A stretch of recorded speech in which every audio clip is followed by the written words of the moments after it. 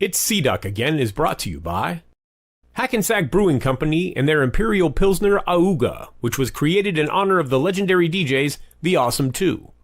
Thick Crates, pure hip-hop satisfaction. Check out their limited edition new releases available now on Instagram. Weaponized Records, an independent music label serving up underground hip-hop.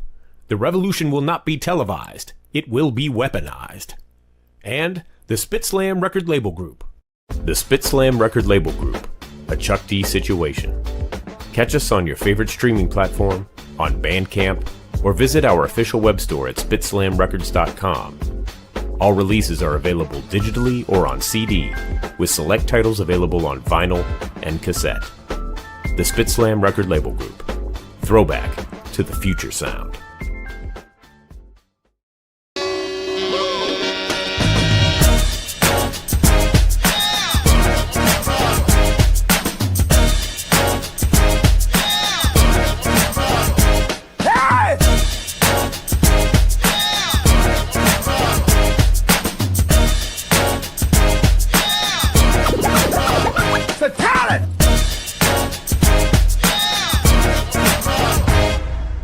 It's C-Doc again.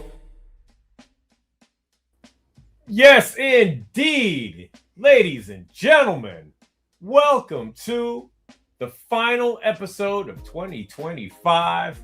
It's C-Doc again. This is it.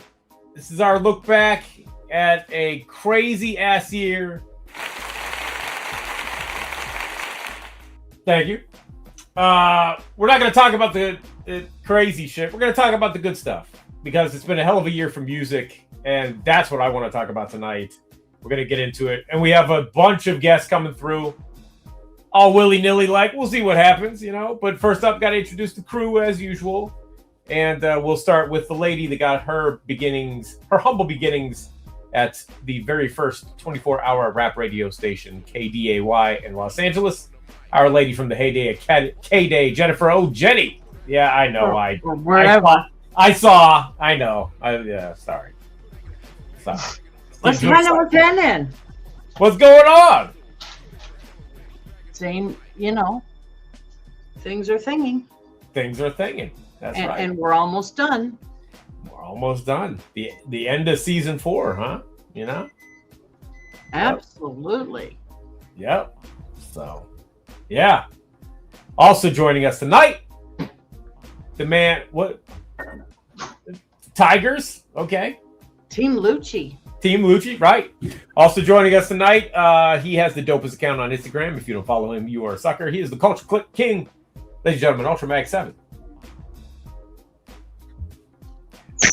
You're muted. Why am I muted? I don't know.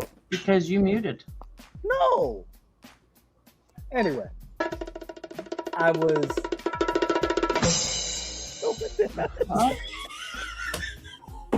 That's because you were muted. Anyway, you were saying. I thought that was some African drums. I thought you were trying to be racial there. What the? No, it just said. No. It just said drum roll bongos. I don't know. I see your sweater, so I had to go put on my ultra jacket because I see you with your sweater. Yeah, thank you. I felt underdressed. looking spiffy. Oh, thanks. It was a somber occasion, but yeah. So. Oh, I'm sorry. No, it's okay. It's all right. It's quite all right. Yeah. Shout out to my extended family, my cousin Ralph, his wife Lori, and their family. But anyway, what you got on? I got on Team Lucci. All right, that's what's. I am Team Lucci'd out. Yeah. Okay, there we go. Word up. Where's your Team Lucci, Don? Oh, well, I don't have any yet.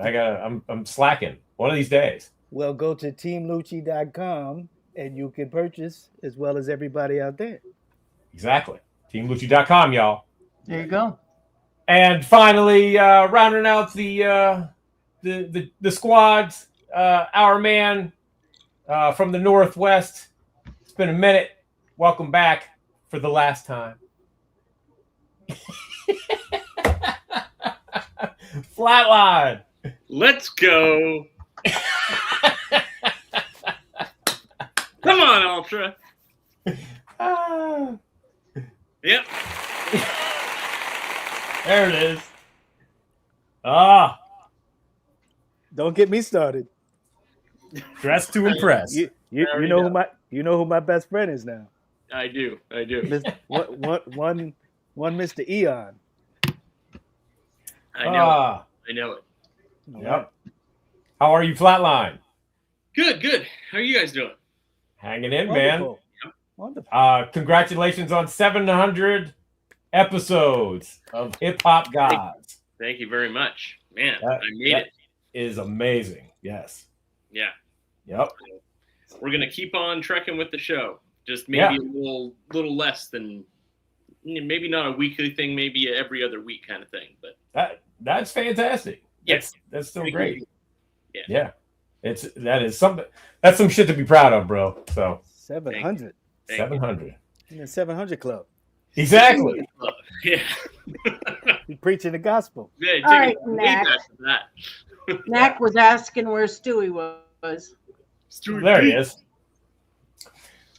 We got tons of people ready to talk. Already. I know. It's chaos. So first, we'll just bring them in. We'll bring them all. We'll bring some in. Okay. So if you're in the waiting room and you're not on yet, just hang tight because we'll bring you in. Sure. But we got to go with the man who was here first. Beat almost all of us to the punch. You guys know him, our friend and yours from Stetson Sonic, ladies and gentlemen, Bobby Simmons.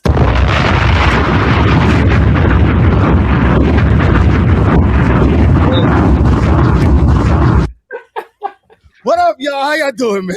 What's up? It sounds like the New York Knicks have entered the Now, chat. why you going to start? You see, Jennifer, you see? I ain't say nothing, Jennifer. Did I say anything? I ain't say Not nothing. a thing. I'm just coming to say hi to everybody. What up, Flatline? What's the deal, fam? What's up? How are you, sir? I see you in a minute, man. Yep. I'm You're back doing your- for You're another doing your minute. thing. Yep. Another minute. Yep. I hear you, man. Look, long as we get to see you, man, and you're doing good. Yeah, What's I'm up? good, and I'll come through. I'll make little appearances here and there, probably. All Yeah. right, cool. We're glad to see you. What up, C-Doc? What up, bro? Trying to maintain it, man. Real quick, yo, Ultra, man. Yes, sir. You are the nicest when you do your video cuts. Thank you. Yo, you nice, but I'm about to pull the plug on you Uh-oh. because back in the days, Jen, you back me up if I'm right, Jen. Back in the days, when someone was really nice, we say, yo, he's dope, right? We would say that, right, Jen? We call him dope. Yep. You dope. So you nice right now. I don't know if you dope yet. I'm going to challenge you. Uh-oh. I'm going to challenge you and see if you dope. Can we do that? You can challenge me to see if I'm dope.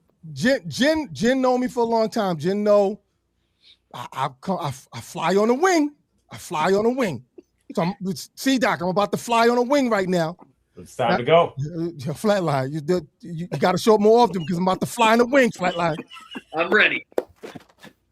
Now at the beginning of the show, I heard the bent. I heard that, right? That's the intro, right? Yep. Season 4 intro. We're gonna have a new intro for season 5. Oh, forget it then. I'm not doing it then. Forget it. I thought that was your intro.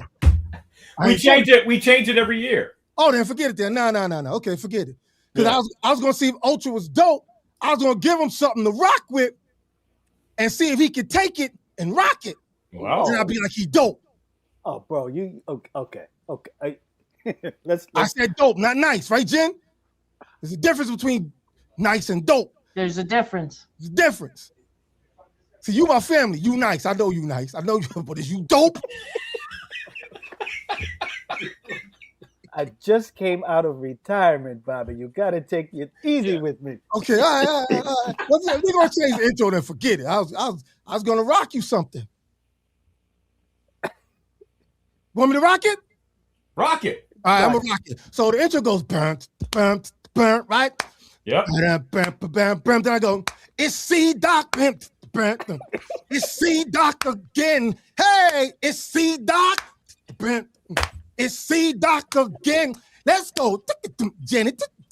Jenny. Let's go. Ultra MC Ultra. Let me see if you nice. Let me see if you dope. Let me see if you dope. But since y'all doing a new intro, we don't need it. We don't need no more. We don't need it. That's going to be we'll save that for the intro for It's B-Doc again. No. Your show. whatever intro y'all getting ready to do, it might be 30 times better, so forget it. Forget it. But anyway, thank y'all so much. Thank you, Jen, everybody, seriously, for having me back again. I wanted to come back for a minute, for a long time. I'm not sure if y'all hip to know what's going on, so I just want to inform y'all real quick what's happening. I've been asking what's been happening with Stet. Actually, I can announce it on y'all show, since no one else know yet, that Stetsasonic, we actually finally, thank you God, have a Europe tour in 2026. Hey! So, finally. That deserves real applause. Not applause.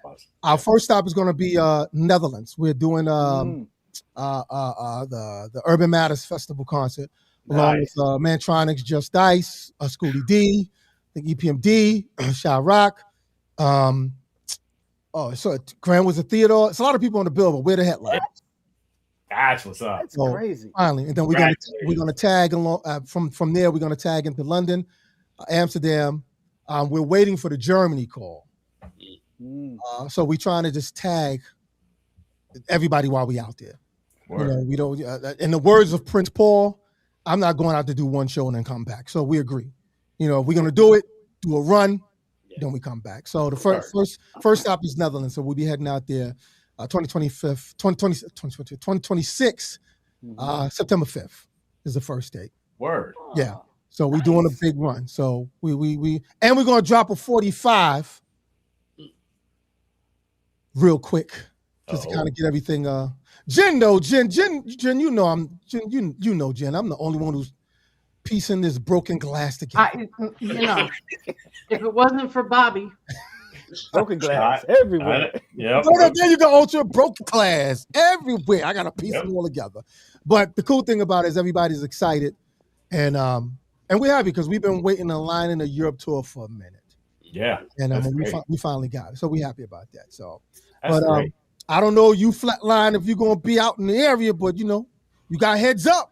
So I'd love to come through. Come see us, and we bring in. Oh, we also bring in Smooth the Hustler with us. Oh, Smooth, and this will be the first time our girl Mala will be hitting the road with us in Europe. Word. Nice. So it's gonna be pretty good, man. And let me just let everybody know, and because Jen told me, let everybody know Mala got exquisite response. Like literally, the first thing people said was like, "Yo, if she can spit and hang with y'all, then cool. But if she can't, she got to go. She nothing." So people are really happy with the fact of how she was at it. They kind of got caught by surprise, but because they see what she could do, nobody cares no more. Exactly. So we pretty good though. Yeah, fantastic. Doing her thing. Yeah. So we happy with. I saw you had I spoke to him 3 weeks ago too. I saw you had K9 Posse on the show. Yeah. I saw that. I was like, yo, that's our family, man. Yeah. Do Bip and Vernon. I was trying to find you. Oh, that was the show but I was doing a radio show. Jen, you know when I'm doing a radio show, I'll be in the middle of it, and sometimes I can't like. I was trying to find you. I was trying to find Daddy-O. Oh, but didn't y'all find Daddy-O? Because I think Daddy-O told me he knew about it. K9 Posse, that was a great, you know what's funny? That was a great project to work on. I don't know if they told y'all, but we did that album on a different tip. We did that album in Eddie Murphy's house. Wow. At Bubble Hill in Jersey. That's dope. We did that whole album in that house. It was like a job when we did that album because we set it up where it was me, Daddy, of course, me and Daddy-O, we produced the album. Me, Daddy-O, and Keto at the time, because Keto was managing Daddy-O at the time. And we would get up 6 a.m. and drive all the way to Jersey, Bubble Hill. It was like a job, Monday through Fridays. This is exactly how we did that K9 Posse album. Yeah. And we would start at 8 a.m. and finish at 5. And we would drive out to Eddie Murphy's house every day, Monday through Friday, 8 a.m. to 5 p.m. to do that album. And we did that album. And let me tell and I tell this story to everybody. We heard all those stories from Charlie Murphy way before he did Dave Chappelle. You talking about 1990? We did that album. Yeah. Wow. Oh shoot, yo, what up, Red? Yo, he said, Bobby, put me on his show years. Oh yeah, I did. Yeah. What up, fam? Venom. Yeah. What up, Venom? But Charlie would tell. We would sit in the middle of the session, and he would tell us these stories. Now, of course, and he's never changed the stories. Like the Prince story, if he tells it a million times, it's the same. You've heard it the same way. But there's one story he didn't tell, and rest in peace, Charlie. I wonder why he never told the story about Dizzy Gillespie, because Dizzy Gillespie lived down the way. His house was down the way from Eddie Murphy's house, and you can see Dizzy Gillespie's house. Now, I can't tell the story as funny as Charlie did, but the story that Charlie told us was that Dizzy Gillespie would have these women out on his front porch. I don't know if it's a porch, but when out in his front, I guess you call it a porch or his yard or whatever, and they were naked. And he would have them. I swear. See, Charlie could tell. If Charlie was alive, he can. I wonder why he never told that story. And he would have like women running around naked in the front yard. And he told us. He said, "Yo, Dizzy.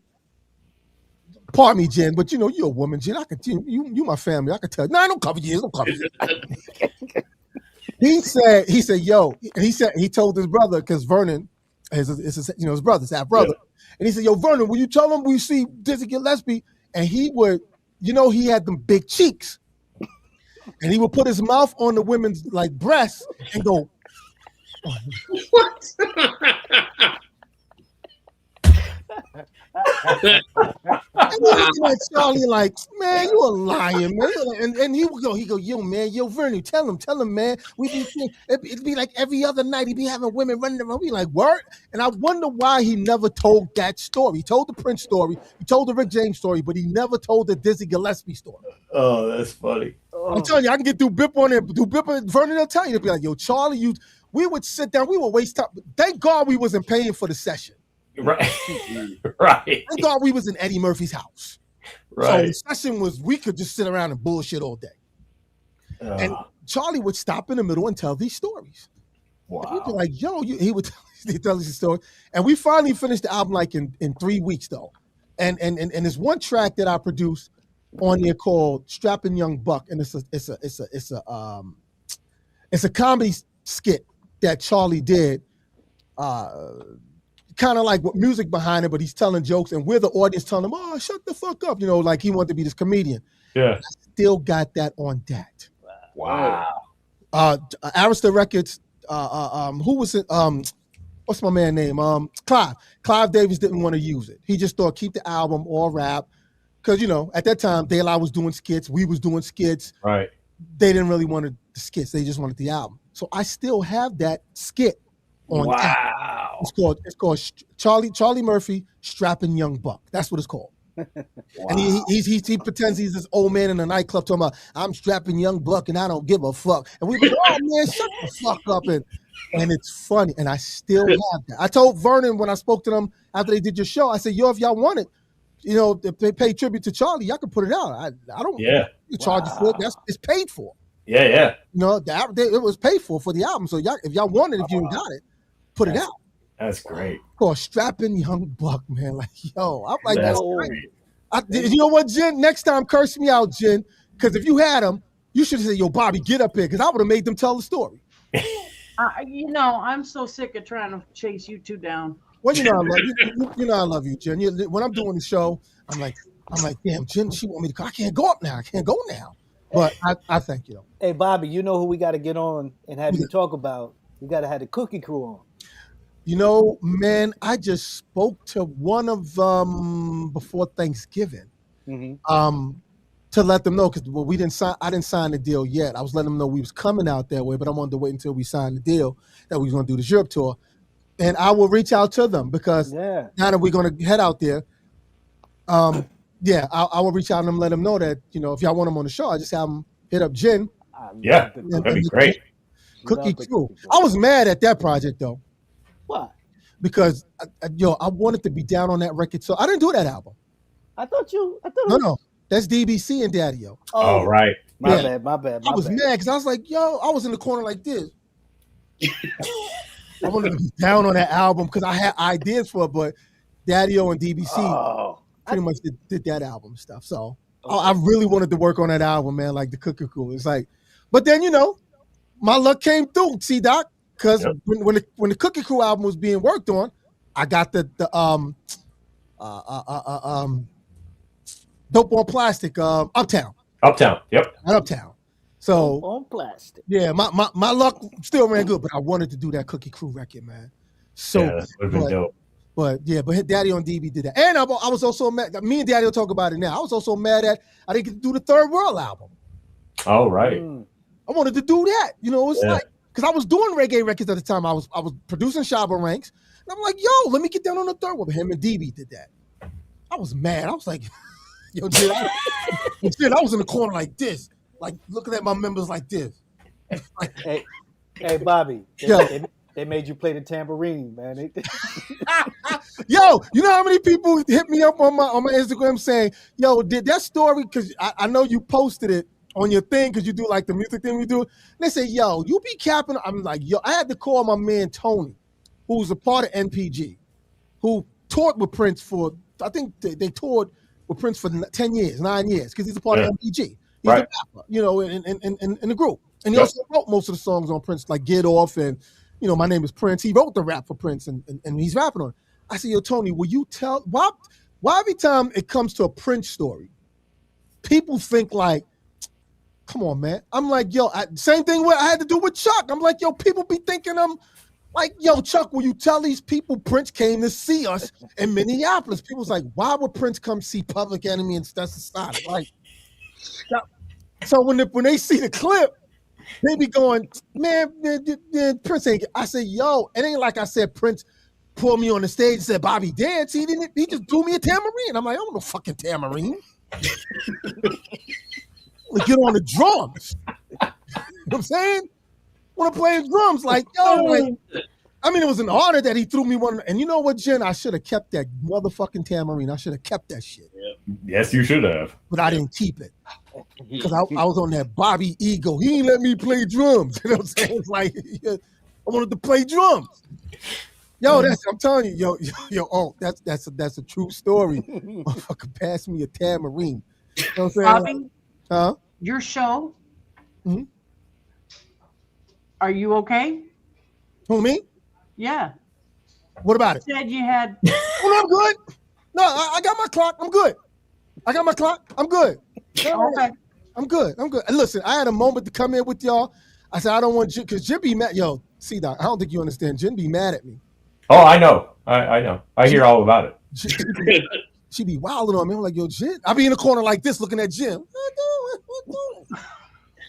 So I want to come on Flatline. Like, I can do that though. I've known you too damn long. Oh, no. It's all good. Look. When people beat up on me and it feels good that they're beating up on me, I'm like, you know what, B? You got to show up. So, it's like you show up for your people. You know what I'm saying? You show up for your people. Give them a round of applause. Yep. Bobby brings his own sound effects. That's right. We have to use ours. That's when I came on. I had to let Ultra know. Don't play. New York Knicks. Don't play. Don't play. Yo, Flatline, you should hear Ultra there talking about he not a Knicks fan. He mentioned that in a text last week. So I don't know. Hey, real quick, I want to hear what Dart Adams has to say. Ladies and gentlemen, welcome back to the show, Dart Adams. What up? Yo. We know he's not a Knicks fan. Hey, hell no. Yeah.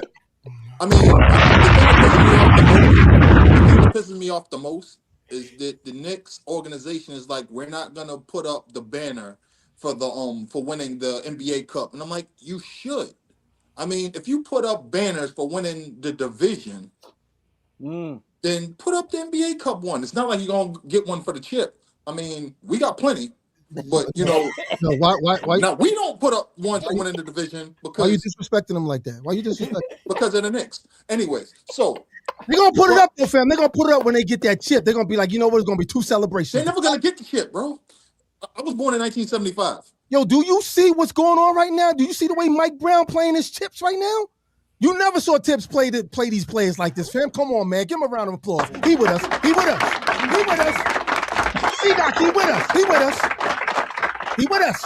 He's with us. But I'm used to right now. but see, the Boston Celtics have an actual competent front office. Listen, so I'm used to seeing the chips being played right.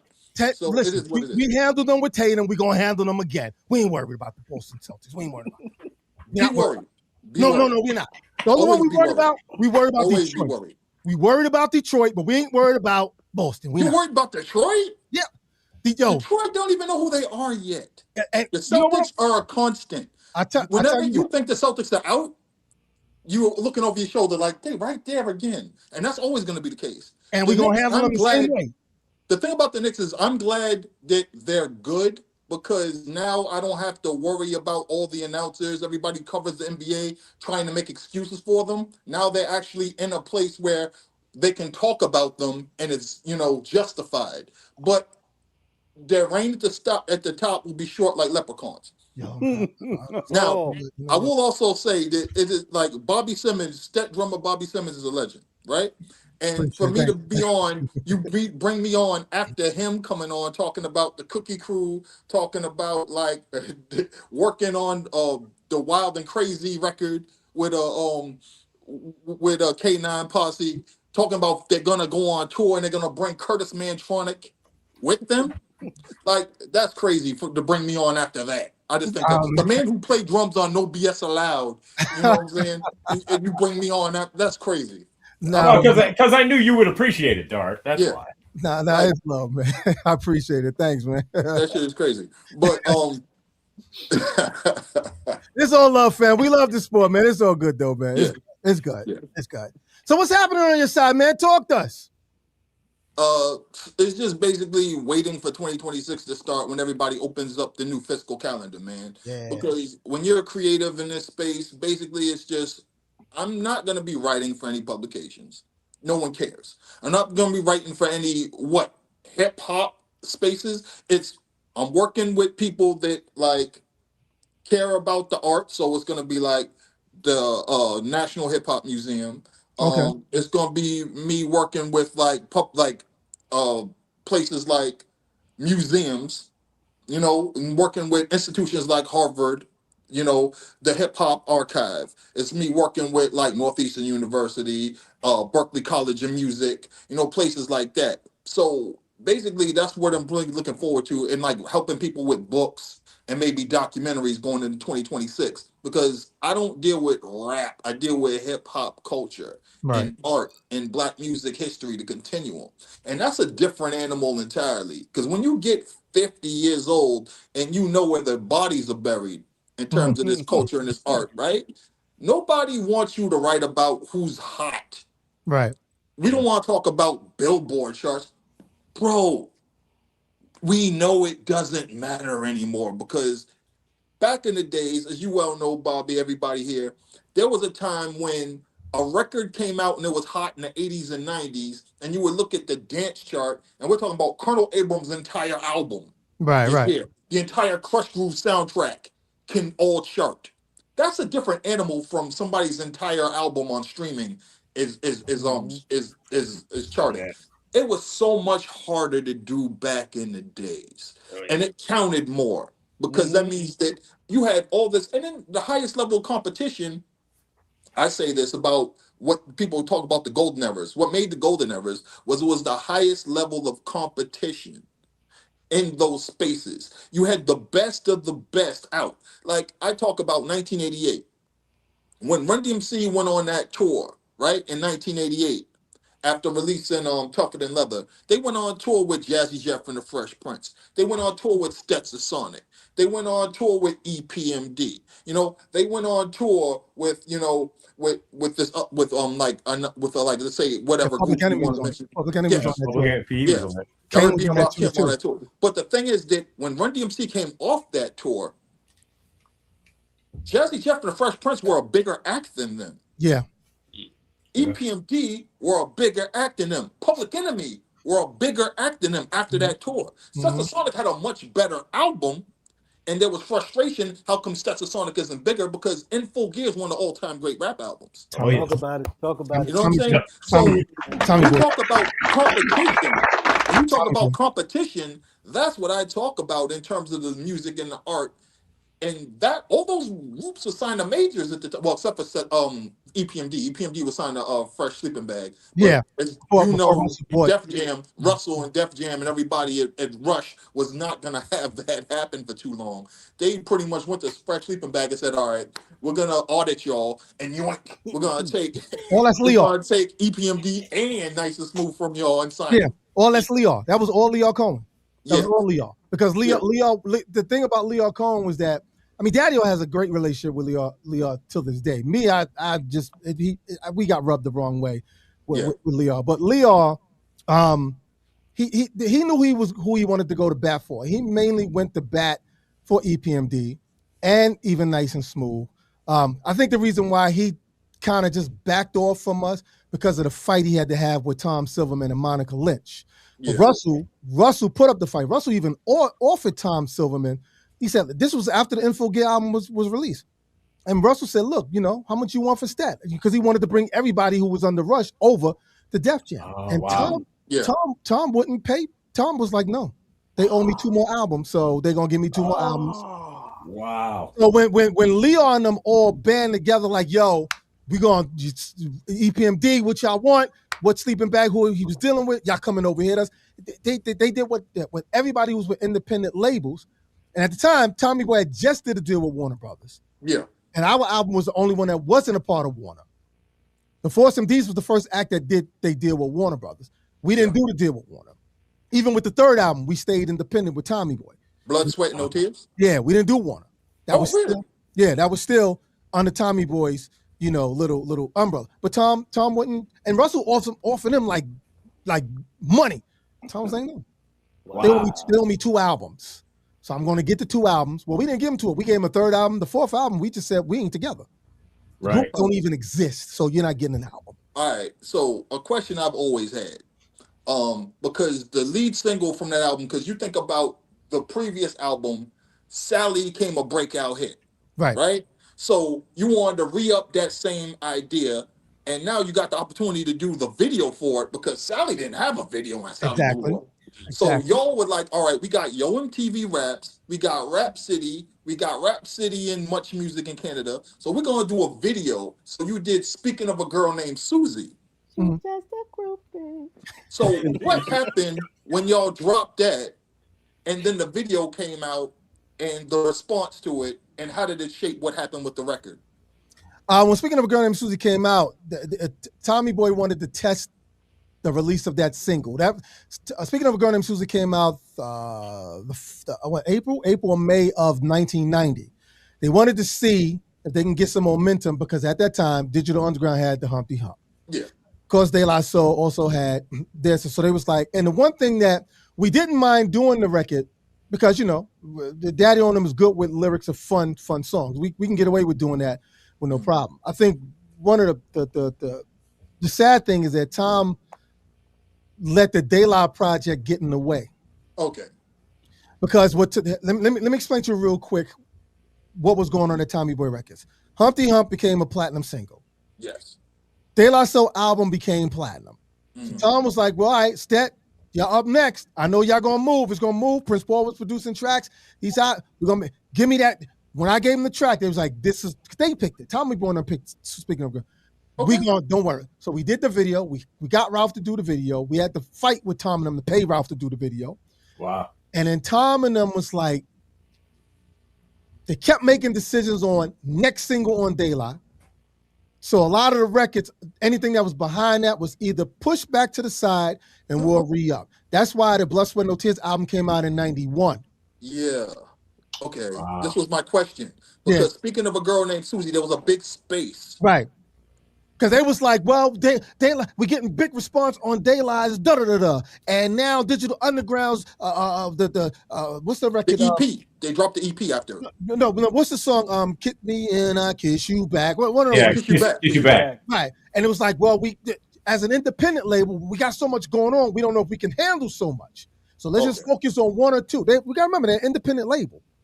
They small, and at that time Warner had just jumped in, but Warner didn't jump in for the hip hop records yet. They was like, we're gonna do the R&B. Tender Love became a big hit for the Foursome D's. They said, okay, we'll focus on the R&B stuff. We'll see if the rap stuff will move. They saw what De La was doing, then it was like, okay, maybe we need to get in bed with this project. But certain projects stayed independent. Uptown wasn't Warner.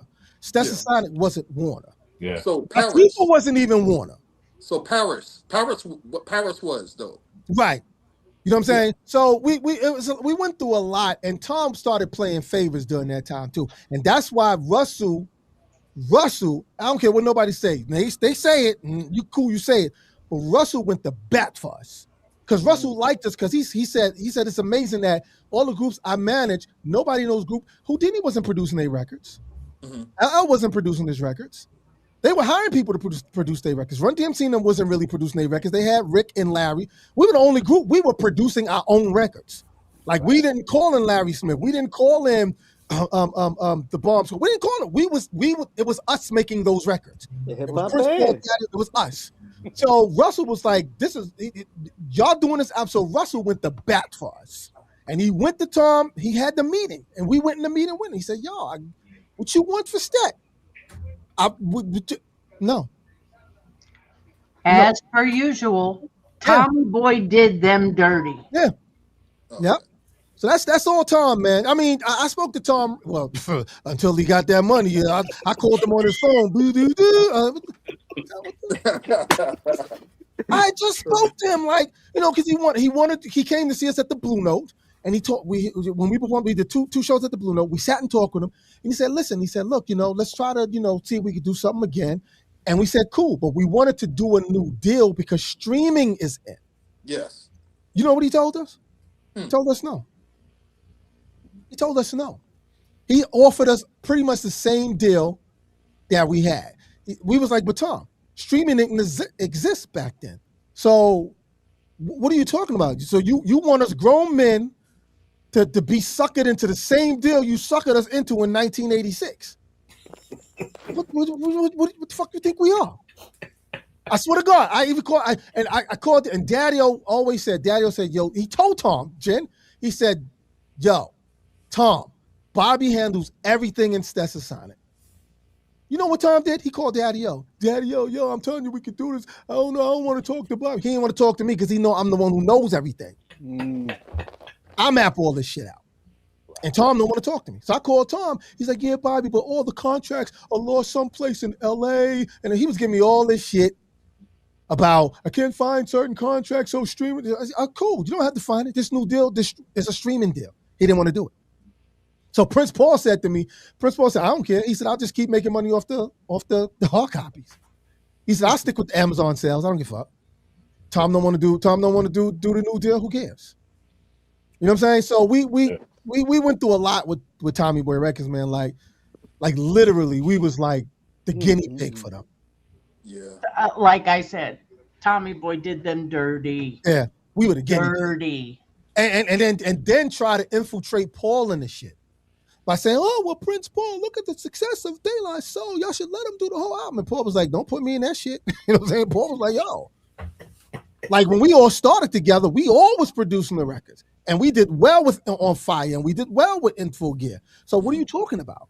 Yeah. But because they saw but you got to remember, De La Soul, instead of two different kind of acts. The other thing, the other problem with Tommy Boy Records too, fam, is that they didn't know what to do with us. No. I remember Monica said, she said to us in the meeting, I don't really understand what did we do with the hip hop band? How do we sell the hip hop band?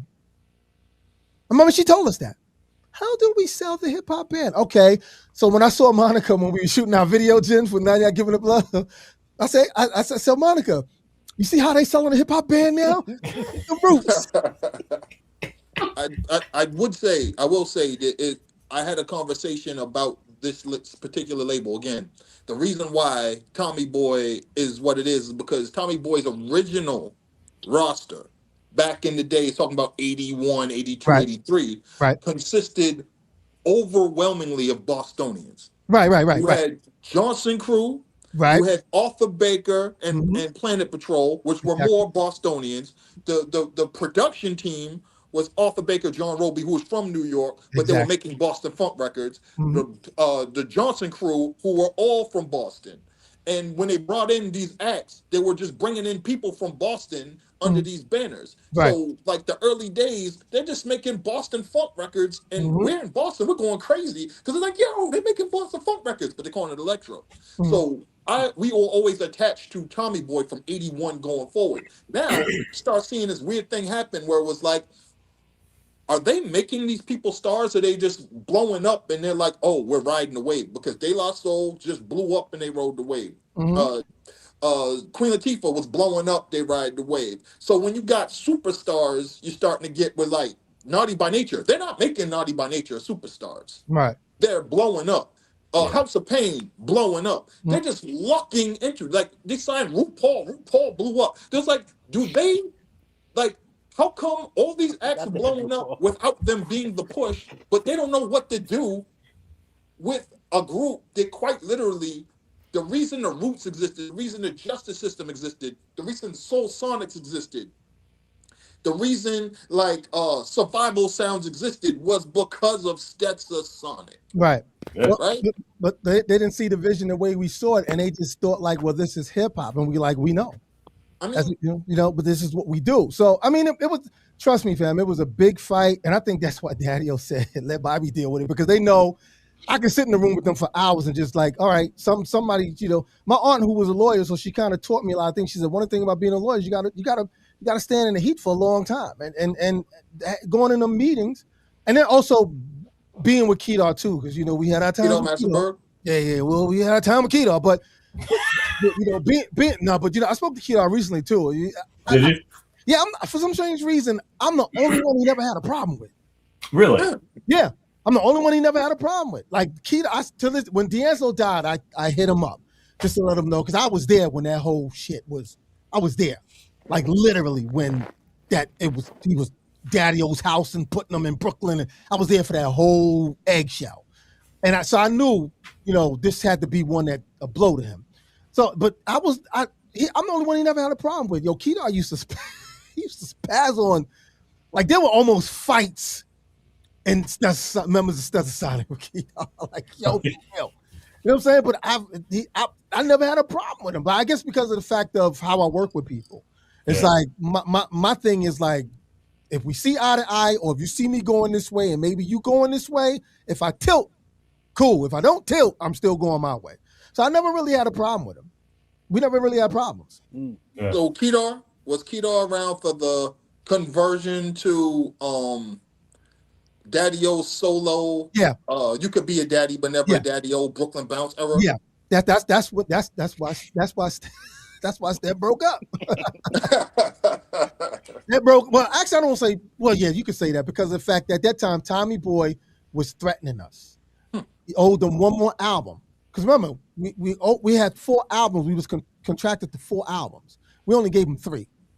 So when I went back in there with them, it was like, yo, they wanted to give us different producers. They wanted us to get, they really wanted to just.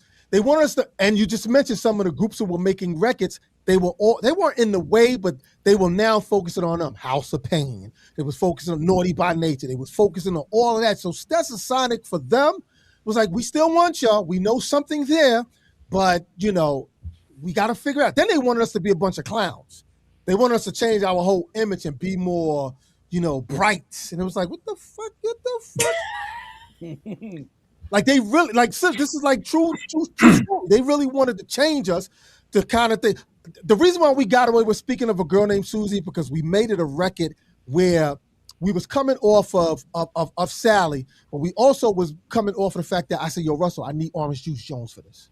I need Orange Juice Jones to do that pimp shit. Because I called Orange Juice Jones. I was like, yo, I need you to find me something that works. Because now we was coming, because when he did In the Rain, I was like, yo, that shit is just a killer. I said, but now we need somebody to interact of Sally, because Sally's always going to be the best. I don't give a fuck if Susie is even if Susie would have blew up, Sally would always be the best. Yeah. And that was the whole point of Juice. And that's why at the end of the record, he said, Sally's better looking than you anyway, you critter. Critter. You know what I'm saying? It's like, so I said, we need to make this record comfortable commercially without sounding like we're selling out. Oh, Right. And we were safe with it. Just that Tommy Boy was like, oh, yeah, we're going to do Buddy next single with De La. They're doing a remix with the Native Tongues, and we're going to, it was like, they kept bending us. Hey, Bobby, how about the B-side though? To what? Anytime, any place. Anytime, any place. Going after Rex in Effect. Anytime, any place. Going after Rex in Effect. That's so hilarious because it was so misunderstood. Period. That whole thing with Rex Effect was all misunderstood. It was all misunderstood. We just, and I could say, I mean, Daddy on Quill are best friends to this day. Yeah. They talk to each other like all the time, like, and they laugh about it because we just misunderstood all that shit. So when we listened to their record, they never said Stet's the next runner-up. And by the way, the new kid, he sucked. We thought they said Stet. We thought they were talking about Wise because Fruit Corn, we just kicked Fruit Corn out the group. So Wise was the new rapper. So we thought they were saying Wise sucked. We took that personal, and then we ran into them at the music seminar. This was 88 at the Marriott Hotel or whatever like that. And a big incident happened with Rex in Effect and us and Teddy Riley and them. And it took Kedar to talk to Teddy and say, yo, Teddy, just meet you and Daddy. Yo, we need to go someplace to talk. And they spoke about it and was like, yo, fam, it was a big misunderstanding. It was really a big misunderstanding. That was and a jam. Here's a funny part of that. That kid got shot a couple of days that night, and people was like, yo, didn't Stanton have beef with them? That had nothing to do with us. Wow. Remember the kid, the other guy in the group, he got killed that night. Yeah. We didn't have nothing to do with that. Wow. And they knew we didn't, but it almost looked like it because it was just a big brawl at the Marriott. Wow. And the one thing I will not cap. I don't care how deep we were with Brooklyn in that Marriott. But yo, when Gene Griffin show up, he shows up. Yo, we got to bring some more people on. All right. Been hanging out forever. I see him sweating down there under the mask. Ladies and gentlemen, Errol eats everything. What's up? Yeah. What's up, folks? Yo, and also Finch the Bundy in the place. What's up, fam? Salute. Yeah. Oh, Finch, we can't hear you. Yeah, you muted. Muted. You're low. You're very low. Can you turn very up? Low. No, said I'm low. Yeah, there you go. Oh, okay. That's better. That's better? All right. What's up, y'all? Please. What up, fam? Please. What's happening? What's happening? Errol. What's going on? Everything good? How are you, sir? I'm here. I'm just sitting here listening to his stories. This is crazy for me. So, yeah. I saw you with the mask on. You're like taking drinks and like, I'm like, oh man. Like, I was thinking, I wonder if you could see me right now. I was like, oh, well. I couldn't find the last time we interviewed, and I was like, you know what? Let me grab that mask real quick. Oh, this is great. That's great. I was looking out for you, Errol. I said you got to bring him on. I think he's melting. Yeah.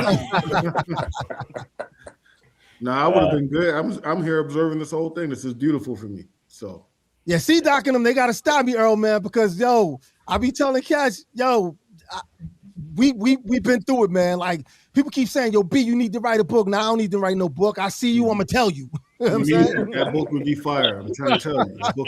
That's the move. Fitz, what's good with you, bro? Oh man, I'm exhausted like a mug, yo. Just driving all damn day, man. I felt Jenny's gonna kill me. I fell asleep on the couch again. And it was so again. I had one of them weed head moments because she sent me the damn link, and I looked at my text and was like, "Why is she sending?" Bro, I'm telling you, my wife got something. She watching a movie. They're screaming on there. I'm like halfway. I'm like, yo, what the hell is on the screaming? It's like loud, crazy horror screaming. I was like, oh my God, what is going on? I looked at the time, I was like, holy shit. I saw Instagram, I was like, oh man, Jenny's gonna kill me. No, it's all good. It's all good. We're just telling stories. So, yeah. Word. What was that ended up a Tommy Boy story? What was you talking about, Bobby? No, I was just talking about like Jen said, man. Tommy Boy did us real dirty, but we tugged it out. We made decisions, and we had to make good decisions. I think C-Doc was asking. No, I'm sorry. Adams was asking me about was that the transition of when Daddy-O did the You Could Be a Daddy solo album. That's when actually, well, you know what? Daddy-O tells it different, but I think we tell it the same way. Tommy Boy actually offered Daddy-O the solo deal. That was supposed to be the 4th album. If the rest of the guys is not going to be a part of the album, you know what, Daddy-O? We'll take your solo album as a 4th Stetsasonic album. Daddy-O says that's not true.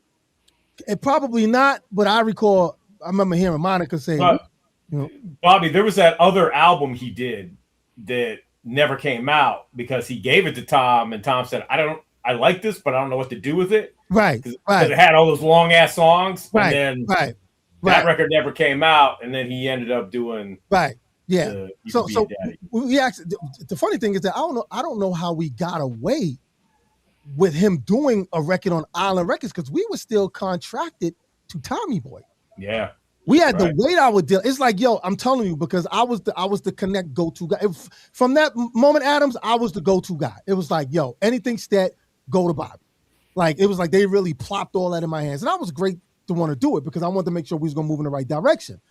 And literally, Tommy Boy kept pushing us. I said, yo, what up, Daddy? Oh, y'all. I should take that money, man, because I spent that money on my own lawyer to look at all of this. You know what I'm saying? To make sure that we get through what we get through. And Tommy was squeezing us like, yo, if y'all don't do now, we're gonna breach a deal. We're gonna put you guys in. And I don't know how Daddy-O did that Island Records deal, still being contracted at the time. But I told Tom, we're not even together. We're not together. We broke up. We didn't really break up. We just told them that. Yeah.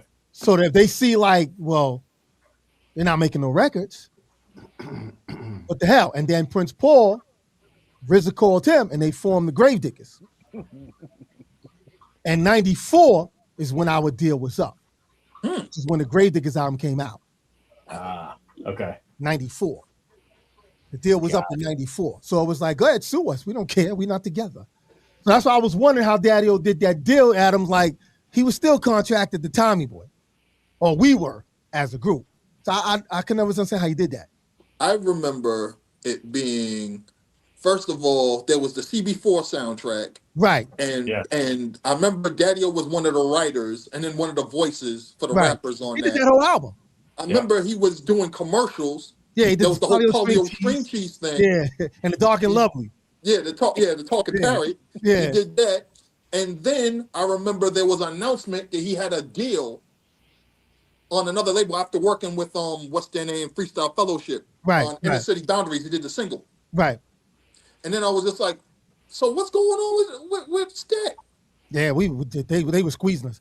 And again, I was the guy they was telling. It was like they felt like, yeah, we could talk shit to him because it's like, it's Bobby. You know what I'm saying? I was like, yo, hey, I need to speak to Paul. Well, you ain't going to speak to Paul. Paul ain't going to talk to you. I need to speak to this. But they will always go over my head, Jen, and call Daddy-O. Call Daddy-O. And Daddy-O be like, yo, Bobby handle everything. Talk to him. Tom was like, well, Daddy-O, I don't think Bobby understands. He's trying to. No, Bobby understands. First of all, I was the only one in Stetsasonic C-Dot who had his own publishing company. Everybody else was signed to T-Girl, except for me. Yep. My publishing company was Bob Jean. I was the only one who had it. Tom and them didn't get me. I said I was with a publishing company already. I was signed under my brother's publishing company who was writing and producing with Kashif and Lilo. Right. So I was able to have my own publishing company. So all those records, like No BS Allowed, speaking of a girl named Susan, my check's still coming. I'll be asking them, yo, y'all see anything? Harry Fox handled my thing separately. Oh, wow. So I think that's why Tom really didn't want to talk to me because I had a separate person who I was working with.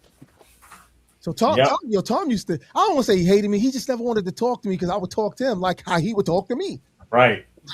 Like Bobby, I'd be like, well, yeah, Tom, you know, and I use big words. Yeah, the pecker of the pickles. I would use big words. So he know. Like, yo, I know what I'm talking about. Don't play with me. Yo, Jen, he would call Daddy-O. He would call Daddy-O. Yo, Daddy-O, Bobby using these big words. Motherfucker, you know the words.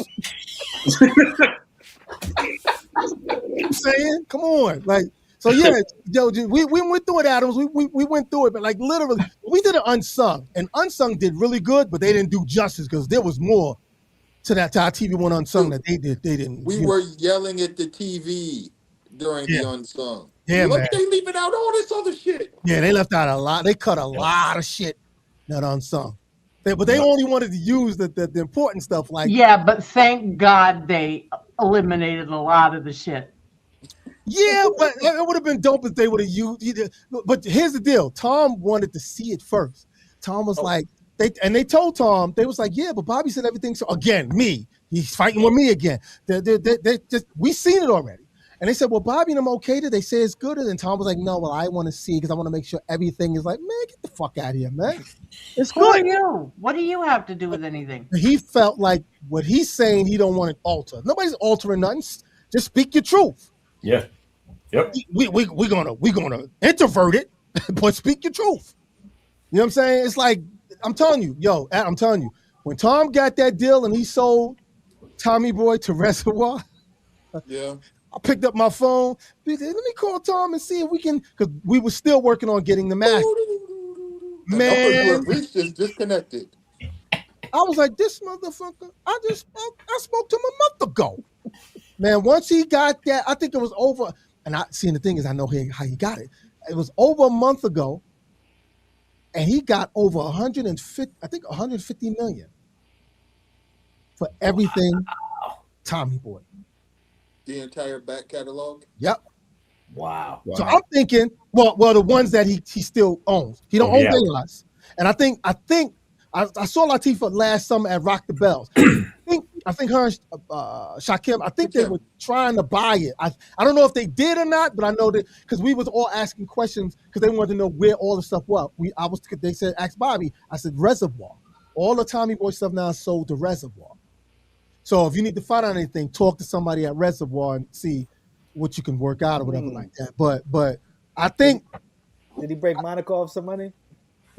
I don't know. But I'm sure she probably got something. Right. I'm sure she got something. He got that money from his partner though. He got that, and he had to break his partner off. Like, yo, I need that money because I'm selling the catalog, and he still made out with it. But I called the man, the number was changed. I was like, yo, he treat me like a girl. like I was calling him like, yo, what's up? We going out tomorrow? Like the phone number changed. I was like, I told Daddy, I said, yo, Daddy-O, you got, and that's how I got his email, Jen, because Daddy-O gave me his email. Daddy-O gave me his email. I was like, yeah, motherfucker, I'm emailing you now. Yeah, yeah, Daddy-O doesn't play. Yeah. Because I needed him for the Unsung. Even though I was calling him for the Reservoir stuff, but I was like, yo, we doing this hip hop thing. I said this to y'all before when I was on your show. I had to like gas him up. Yeah. To do the Unsung. Like, yo, it's all about you, Tom. You started the hip hop shit. It's you with Planet Rock. You started this. And no more than 1 minute after I emailed him that, he emailed me back quick. Okay. So I had to gas him up. I swear to God, I'm not lying to you, Adams. Yo, Ultra, when I tell these stories, people be thinking like, yo, is Bobby telling the truth? I'm telling you the truth, fam. I swear to God. And Daddy on them will back me up on it. I swear, it took me no more. I said, but Tom, I need you to be a part of this. TV1's looking, they'll interview you anywhere. You're the reason why hip hop, I still got the paper trail of my emails. And no more than 1 minute and a half. Tom, okay. But prior to that, I'm busy. I'm in LA. This was during the Grammys. I'm in LA. I'm being a part of the Grammys, and I don't think I'm gonna have time. And I gassed them up. Man, you the reason why this hip hop shit is happening. Tommy Boy Records with the break dancers. And then I sold them that shit like somebody sold the fucking New York Jets. Something. And he answered back quick, Jen. Okay. So one of the big issues I have as somebody's a journalist who has to do fact checking, who is the go look at archives. we don't have the fucking dance music report Right. to research, because a lot of the early black music, a lot of the early rap singles, all that stuff, they weren't on Billboard, they weren't even on Cashbox, Right. but they were listed in Dance Music Report. And us not having access to that is cutting us off from doing a whole bunch of accurate reporting on the genre. And if he gets all this money from Reservoir, I feel like one of the things that should have happened immediately was you digitize the entire back catalog of Dance Music Report going back to 1979 or whatever the hell. And also, all the things that happened in the New Music Seminar, that shit should become public record, because so many things happened, so many things broke, so many records were made, so many people's deals were done under the table, sometimes shady. Fresh Co and Miz, wink, wink, nudge, nudge. You know, a lot of shit happened, you know, through Tommy Boy and all these other labels at the New Music Seminar. And not having access to any of that, or not releasing that, but being able to sell the back catalog you do have access to and making money from it is fucking wild. Because what do we get out of it? Right. What does the culture get out of it? Well, Jen, we know Jen, because Jen was there. We know Tommy Boy and them had 3 books. They had 3 books. Well, Daniel said 3 books. I see 2 books. But you know, no, they had 3. Yours, 3 mine, books, and man. ours. Yeah, they had 3 books. And 1 book's for the towers and the other stores, and then the other book is like, listen, don't report this. That's how come we know Sally is a platinum record. We know Sally is platinum. We know that for a fact. Just like Planet Rock is platinum. That motherfucker told us Planet Rock is not platinum. Thank you. How the biggest record in the fucking world is not platinum? Planet Rock because sold stateside and internationally, and was able to get tours brought to Europe and Asia off the back of the popularity of that fucking record. Yeah, he said it ain't platinum. Oh, it didn't go platinum, but it was a real good. It went gold, but then it started. It ain't started, motherfucker. It started when y'all didn't check the other books. You check the other books. What did you do on the other book? What did you do in the mamas and pop stores, them Sugar Hill stores up there in Harlem? What did y'all do? You know what I'm saying? Come on. You know, I shouldn't be saying this because they might find me. They might find me like, yo, Bobby, you know what?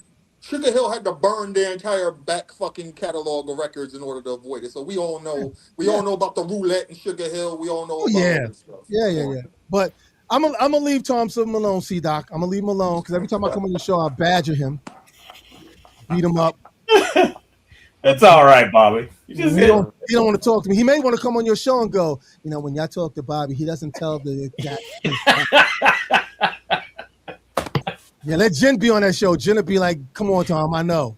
Come on. Hey, Doc. Yeah. Can we talk about our favorite album of the year? Yeah. As we have our friend below me on. Yeah. Yeah, we can. We can talk about it. Hey, Errol, I put so many people onto your album, and everybody. I just put my little cousin onto you at Christmas, but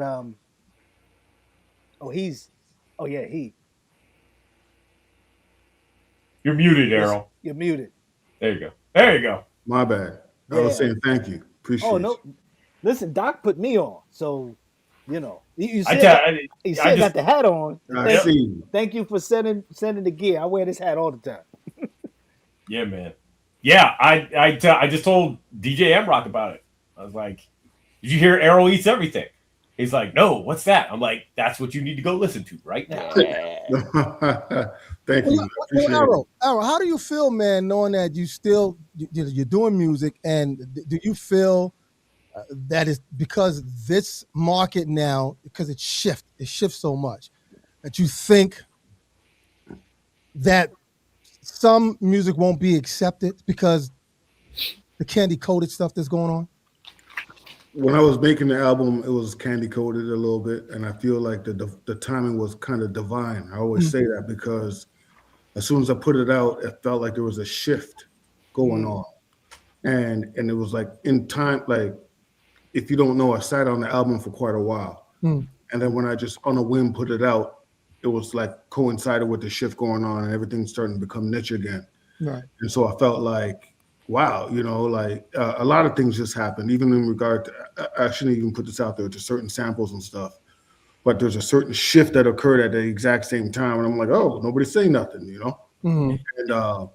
And so it was cool. It's cool. I feel like, for instance, going on tour again, that's crazy. Like that whole tour you just described, I feel like it coincides with the shift that's occurring in the whole game right now. Right. And so I feel cool. I feel good about it. It's I have nothing to say. I feel like I do have something to say, but I feel like the timing is divine. And I'm okay with that timing. Good. Yeah, exactly. That's the right answer, man. I mean, the thing is, people got to understand, man, is it's about getting back out there and working again. You know what I'm saying? You know what I say to people when people come to our shows and stuff like that, they go, "Yo, P, man, I want to come see y'all." Yeah, come through, because I'm working. You know what I'm saying? It's like we out working again, man. It's like we gotta, especially if we doing it, whether we doing it ourselves or whether we connected with somebody, we back out working again. Some artists don't really work because now they have knitters that knit them to pieces. You know what I'm saying? So to your answer was perfect. It's like, yo, I'm out there doing what I got to do to make this thing happen. Some people get discouraged. I don't get discouraged. I said this before. I said, I think I was telling Flatline, I said, I like my journey. I love it.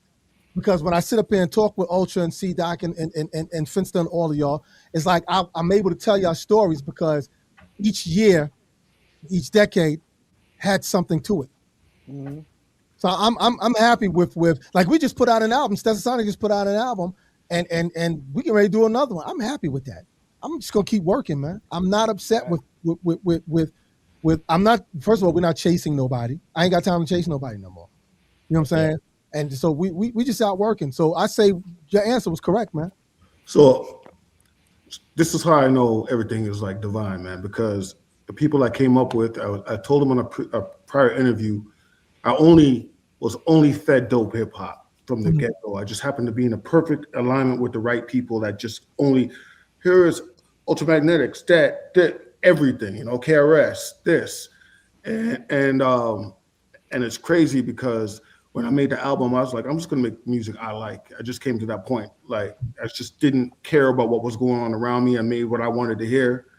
And then, for instance, I'm on an interview right now with the exact influences that were given to me, It was just like I put a flag up and attracted my tribe, you know what I'm saying? So I feel it makes me feel good. It's like I couldn't when I was in the game for a while before, for a long time, and I wasn't in this lane. And I was at show. One of the breaking points for me was going at a show and no one looked like me. The music was all street, like it was just not me. And now I just did what came to me, and I'm in the exact audience that I like. I can't complain. There you go. Yep. It's one of my favorites of the year. Dart, have you heard his album?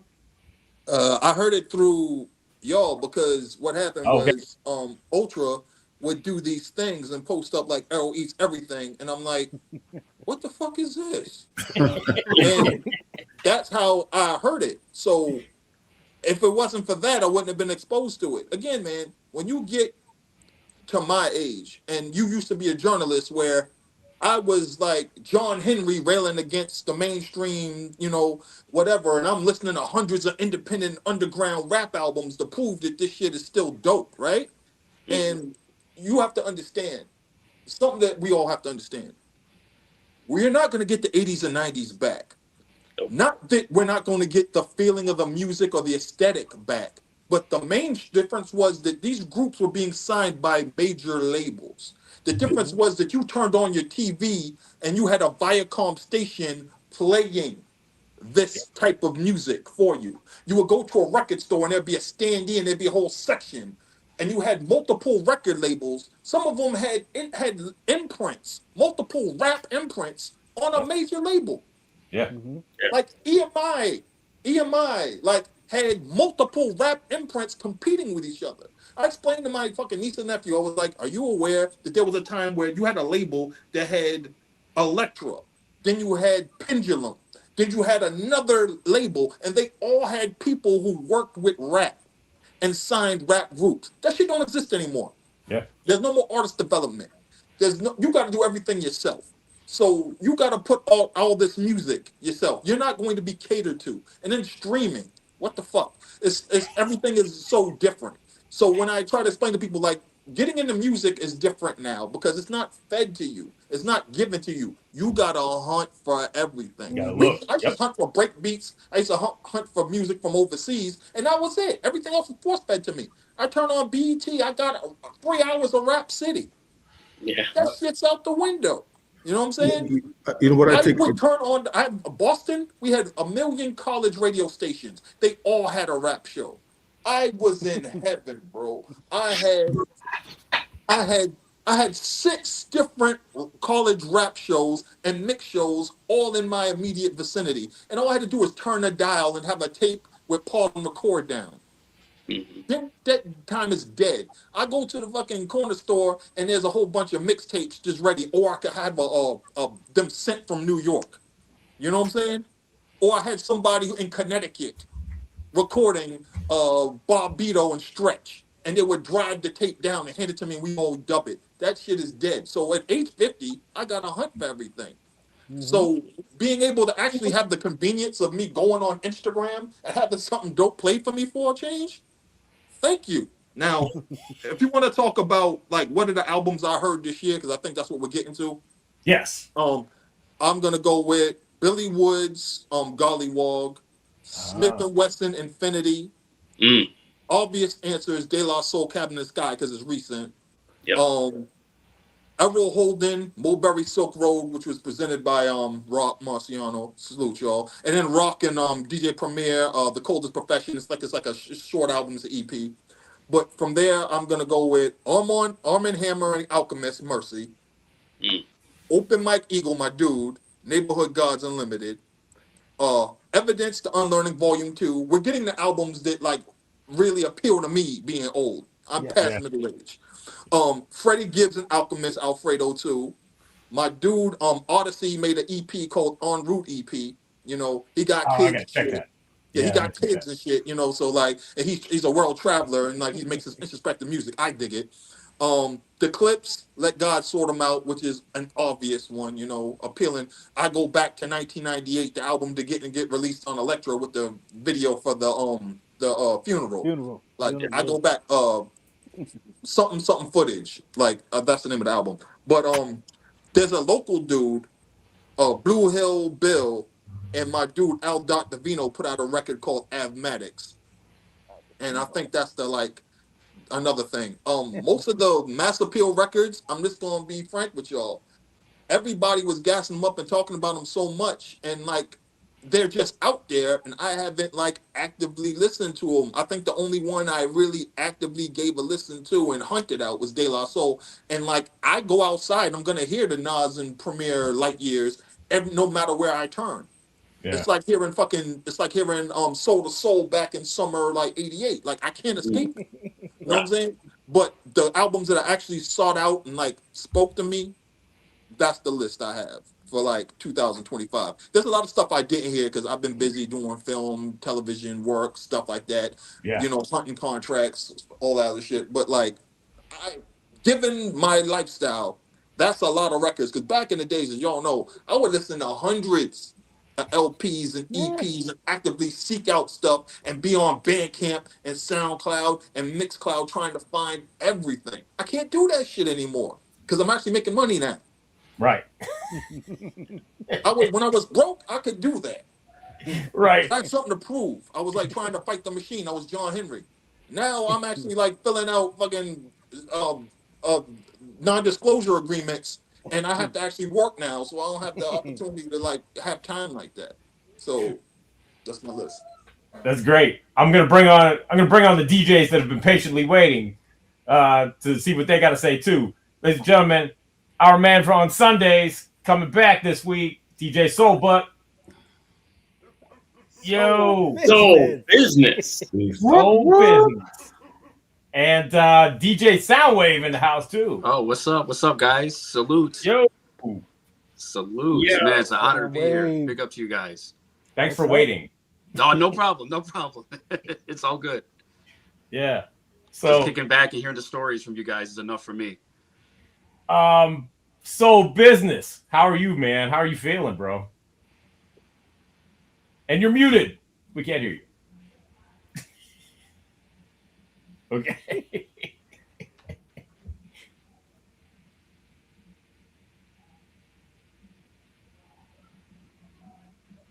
Oh, you might have to come. You might have to go out and come back in.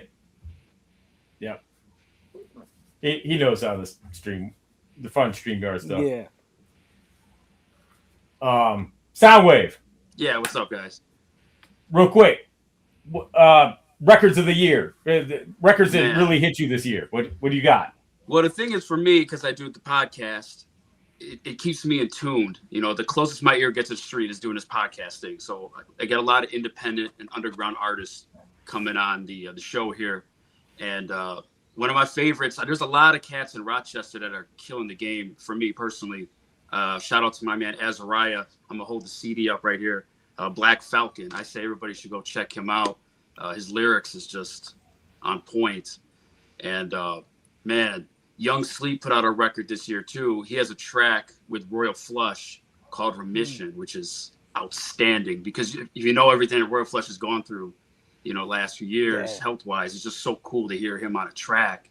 And it's easily one of my favorite songs of the year, without a doubt. So definitely check out Young Sleep's album, Sleep City 3. Let me grab my iPads. I got a couple more that I wrote down here. I'm 50 years old. I forget stuff easy now. You know, I hear 1150. You're amongst friends. 50 on here. Yeah. You don't even have to say anything, bro. That's Sky Zoo album, by the way, Views of a Lifetime. He's one of those dudes, like, whenever I know he's got something out, you got me. I'm going to go listen to it. I'm going to go buy it. Freddie Gibbs, Alchemist, that's another classic. Alfredo, too. I know you guys are up on that one. And, you know, anytime Gibbs is doing something with Madlib or Alchemist, I already know it's going to be ill. You know what I mean? This cat named Dios Negasi out in LA, he did an album with Tone Foltz, who's from Pittsburgh. And they did this like West Coast Pittsburgh, like raw, like boom bap sound. It's called Iron Angelus. It's dope. It's like really like gritty. And and I know C-Doc, I know you're all about that Pittsburgh sound, right? So Tone Foltz, aka Messiah of Madness, he's dope, man. He's got an album with Dios Negasi, who represents Reagan era records out in the West Coast Los Angeles era. So I'll check that out. Yeah, it's a good one. And staying with Pittsburgh, my man King Adroit, he's also got a record out. It's some grown man stuff, which I really like. It's called Hymology Volume 2. And I told him when he was on the podcast, like, his music made me want to go on a balcony and sip a drink and just kind of kick my feet up. You know, just old age, right? And that's how we do it now. So I like that grown man music. Yeah, dope. Dope. That's a great list because I like lists like that because then that gives me stuff to go dig for. Yeah, I mean, I can sit here like you guys were saying before. I mean, of course, I love the new De La Soul album and Nas Premier and, you know, Slick Rick, Mobb Deep. I can name all the Mass Appeal ones easily. You know what I mean? But you know, Chuck D, of course. That's why I'm on here, because I bought Chuck D's album and now I'm talking to you guys. So it's crazy how that all works out. Yeah. Crazy. Yeah, man. And I gave Finsta some homework. I like what you guys were saying before about how it was so different back in the day, man. Because I joked like hip hop used to be like Jehovah's Witness come knocking on your door, and you couldn't help but hear like what was out, right? It would come to you, and now it's like you got to seek it out. You got to be proactive, and it's a different kind of fan base now. You got to want to hear the music more and find it. It's not going to come to you like it used to. Right. He's back. Okay. I heard you, Jenny. I'm going to go with the old thing. my brain is gone. I don't want to say my brain. I don't want to claim that. I'm just saying. Hey.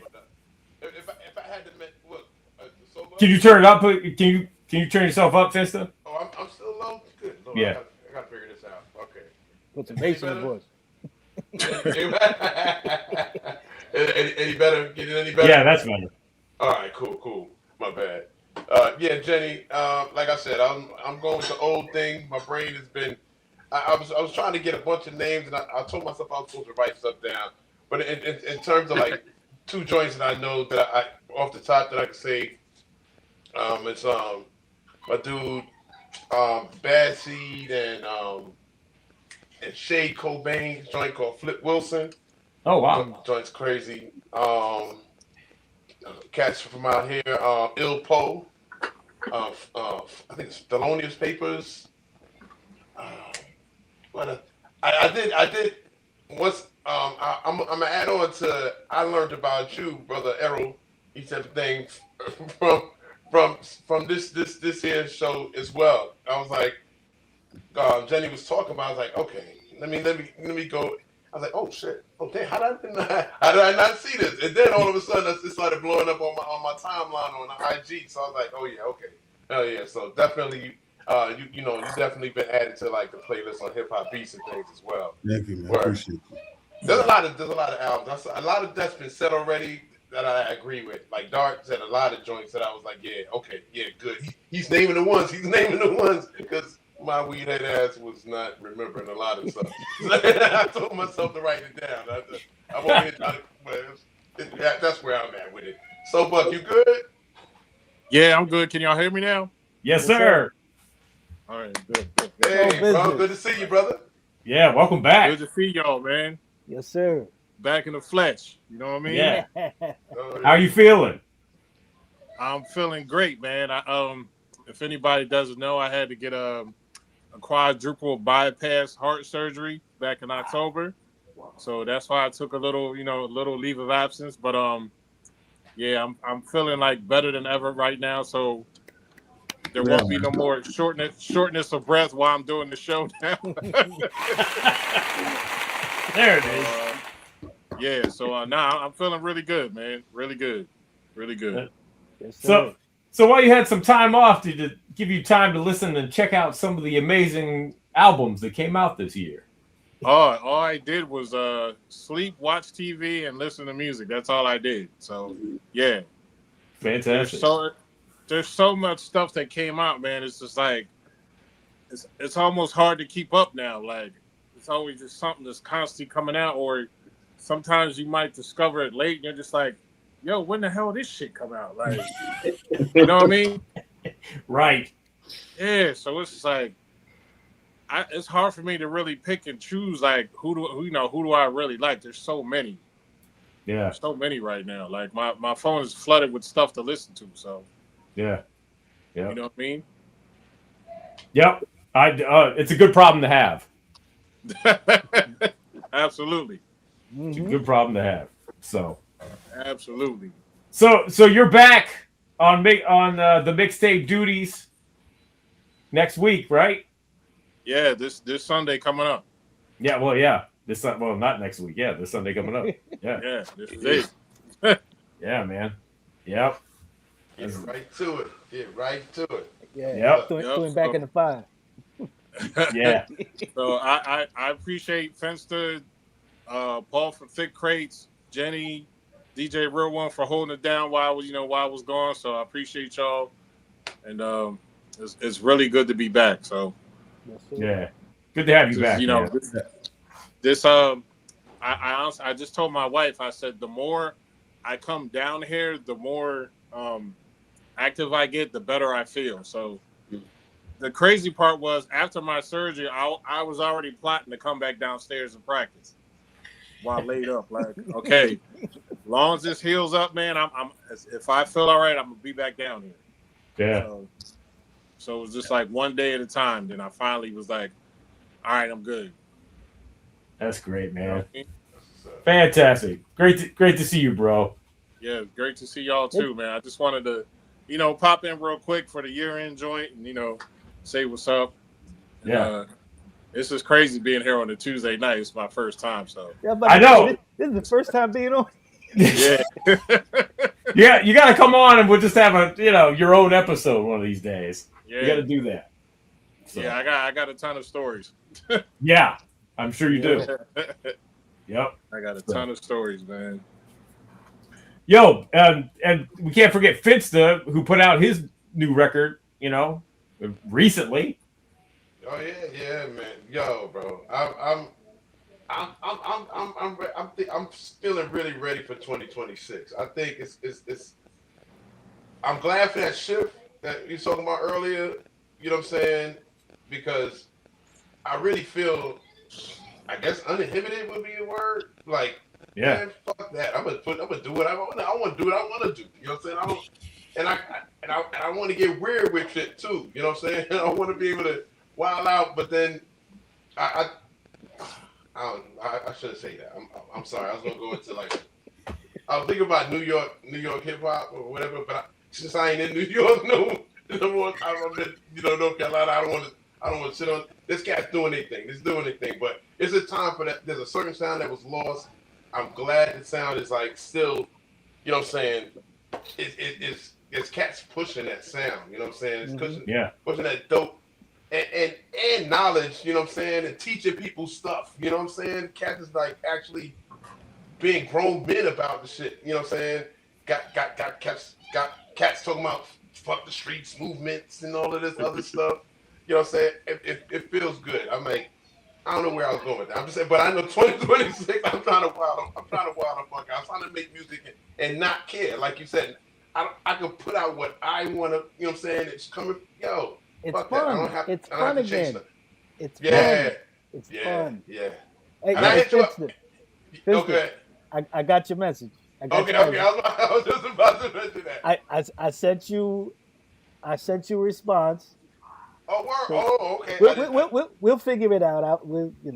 For sure. But we're gonna do that. We do a video. I got you. Word. That's what's up.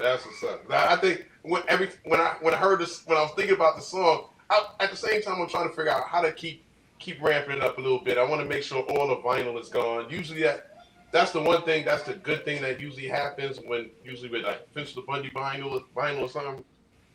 We ain't got to worry about vinyl going. Vinyl, especially if you're trying to keep it limited anyway. I'm saying, all right, that's perfect. You know what I'm saying? Nobody's trying to mass produce shit. I ain't trying to go platinum on vinyl. You know what I'm saying? So it's like, they'll get those 300, 500 pieces, get them out of there. You know what I'm saying? But that one joint, I think I can have fun with it. I was gonna do a green screen shit, and I don't know. I don't really fuck with AI like that. But I was gonna try to figure something out because I figured it'd be better if I did the green screen versus because I got some AI video out there and just be looking weird. You know what I'm saying? Like you move a certain way, your head look. It's like my shoulders look like that. Like some creepy shit. So that's what I was thinking. Originally, that's what I was going to do. I was going to do some green screen shit and then just wild out with it. I was like, but I started thinking about history. Just what I wanted. I was like, man, listen, I got to talk to Ultra Bag. I can hear it. I can see it. When I hear it, I see it. Right. It's like I did a joint for Arrow when I heard that was one of my favorite songs of the album. I'm like, all right, it sounds like this. And word. My brain just goes that way. But yeah, I know. That's why I think I've become a fan of those joints. I'm like, good God, I don't know how the hell he does this shit, and you're doing them kind of quick. So I'm like, well, it seems quick to me. You know what I'm saying? It's every turn around, like, oh, what the hell? Like, I still owe some people some stuff, so they might not say it's that quick. No. Oh man, you be killing them shits. You be killing them. I was like, man, I knew where I had to go. Real quick, Errol, was there anything else you heard this year that you really were hip to? Yeah, a dude named Mark Ford out of LA. Really, really dope. Check out his Instagram. He has these images that are really captivating. And then he had a song called Remorse specifically that really caught me. And I was like, I remember I had to hit up click, but listen to this dude. And he just has the it factor. Oh, word. Yeah. Okay. So the title's a little off-putting, but something like Ghosts and Goblins on Acid or something like that it's called, some weird name. His new album, but you'll see if you start listening to his bars, he's really tapped in, and he just has an it factor. Word. I'm really surprised that he hasn't gotten more traction over the amount of time he's been doing it. Interesting. We'll have to bring him on the show. Right.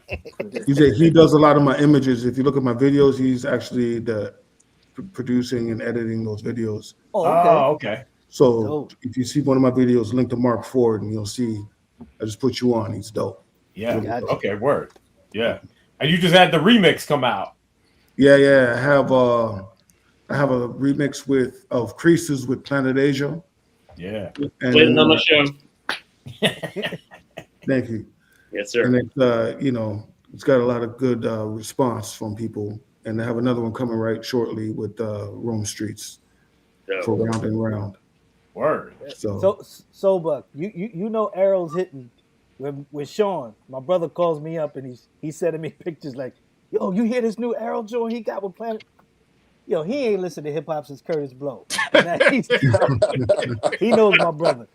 But now he's listening to Arrow and Planet Asia. So Arrow, you out of here, brother. You out of here. I'm trying. That's fantastic. All right, we have one more guest, our old homie who stops in on occasion. He's been patiently waiting. Welcome back to the show, Knackwurst. What's up, y'all? I just been listening. This has been a lot of fun. We got the knack. We got the knack. Knackwurst. What's up, y'all? What's up, brother? I know you'll have some choice selections for the year end. Hey, a lot of things were mentioned. A lot of things not mentioned yet, but this was a crazy year for hip hop. Like some of my favorite music of the year is not hip hop, but I mean, let's not. It's album of the year. It's not a Led Zeppelin record. I love this. Yeah. Let's give C-Doc some props. I love this record. It does sound like a radio mix tape or some shit. Like it's just what I needed. There it is. It's beautiful. Thank you. And of course, PE dropped a new record too, which is also great. But I feel like the Chuck album is under the radar more than should be. I also got to give it up to Rhymesayers. Good year for Rhymesayers. We got two Ace Rock albums, a brand new monstrous 4 LP, Gestures from Atmosphere, and this cigarette pack looking thing that I still haven't opened. But that's dope. This is a reissue for you. What is it called? You can't imagine how much fun we're having. Wow. Yeah, good stuff. Also, I made a little list. Let's not forget to mention the High and Mighty's album. Yep.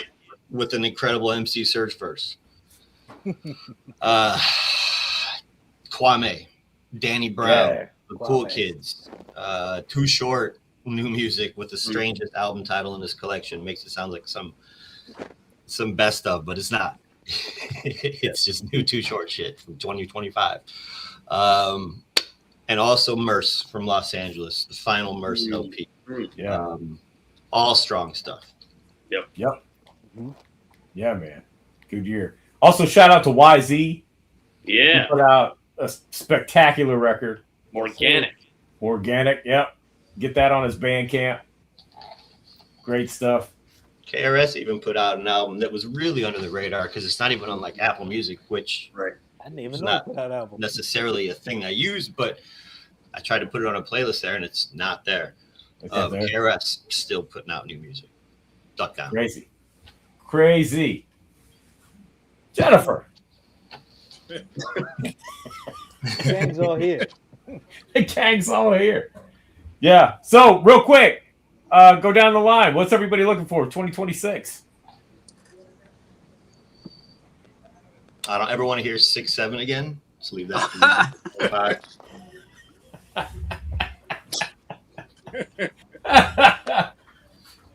I'm just hoping we're able to keep up the momentum that we had with the music in 2025. I'm sure we will. So, yeah, going to be off the charts in 2026.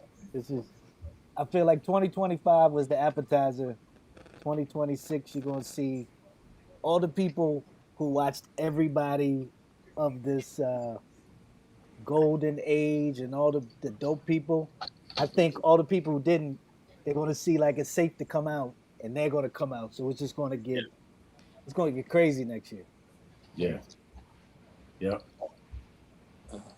As like one thing that 2026 is going to be, it's going to be the 50th anniversary, and this is something that a lot of people don't really talk about a lot, but I think it's important.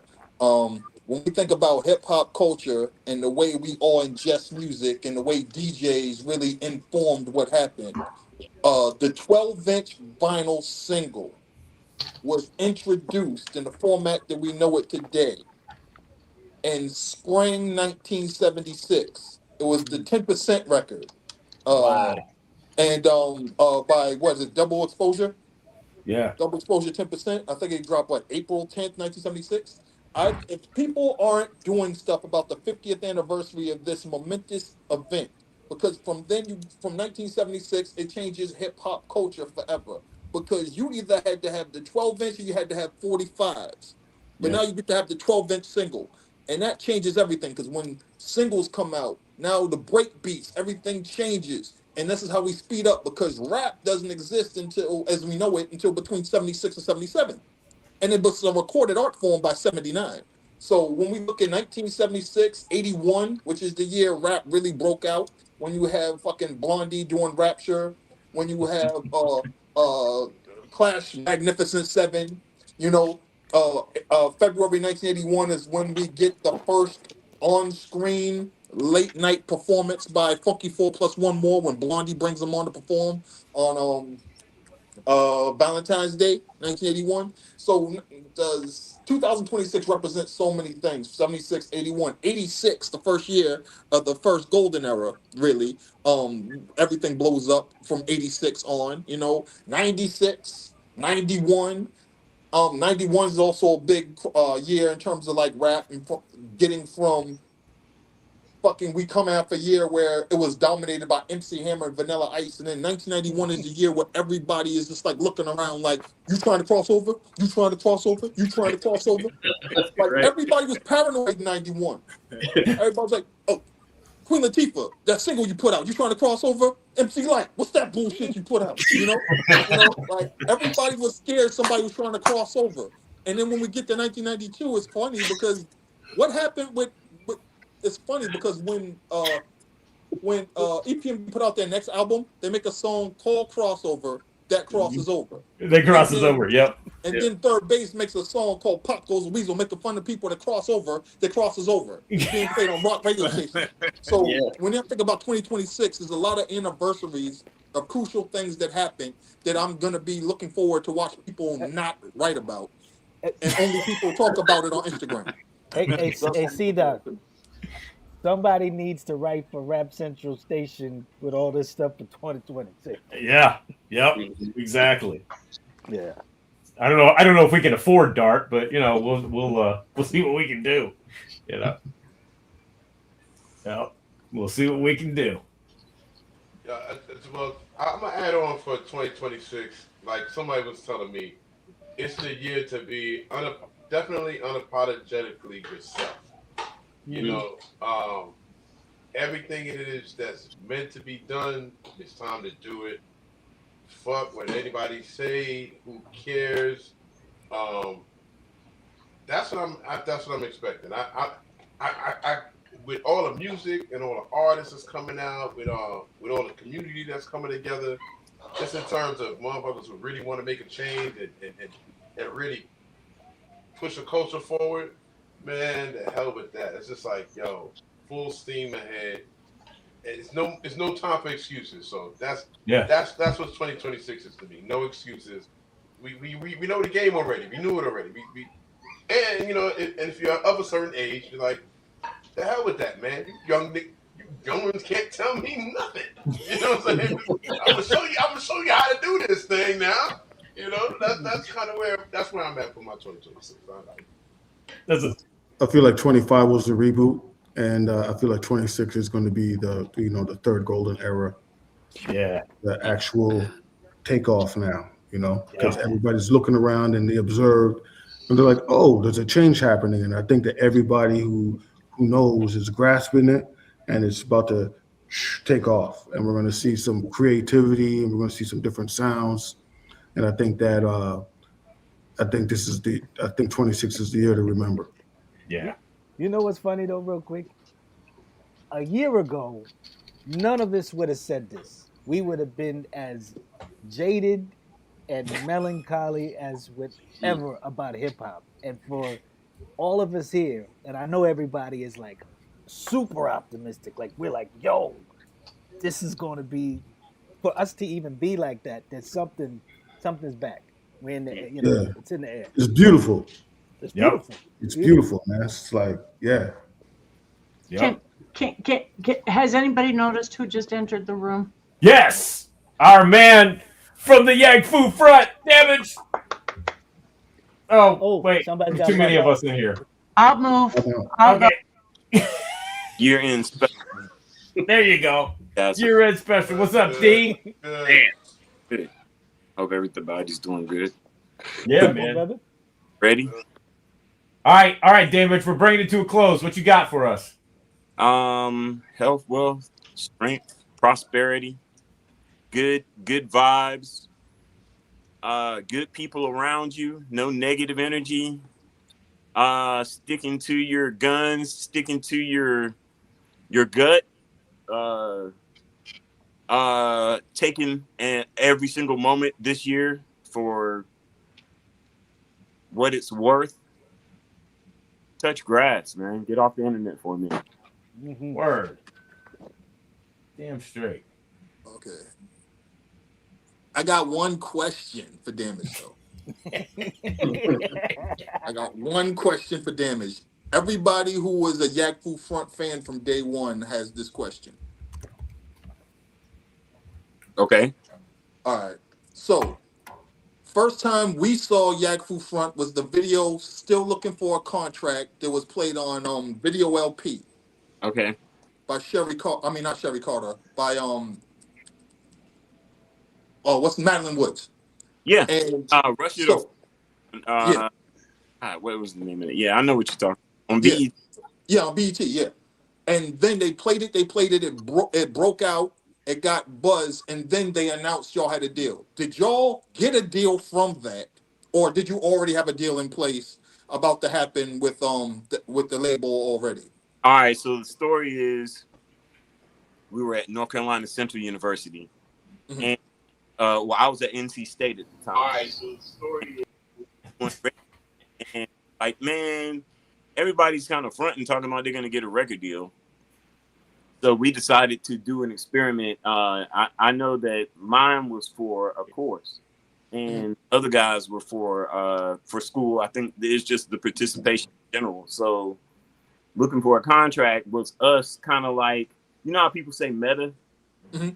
Yeah, it was like really we were looking for a contract. So when we were going to places like Wild Pitch or Sound of Urban Language, what was the Soul Records with Sound of Urban Listeners. Yeah.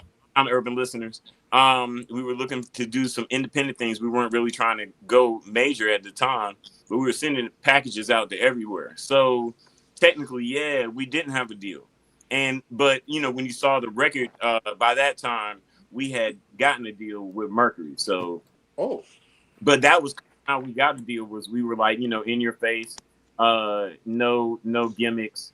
So everything that we were saying was actually stuff that we were going through, maybe embellished a little bit for storytelling, but so that was the whole premise, that, you know, Slap and Sucker Silly, we were getting the fights at the club, and I know it's kind of funny, but you know, for contract, Bobos, girls would say stuff like that. You know, look at y'all talking about you getting a record deal, and look at you just wearing some busted kicks and stuff, like, you know, how people say meta. But yeah, we didn't have a deal by the time we were shooting a music video. So we had the whole concept of shooting videos on VHS and putting them together. So there was a whole nother video that we had.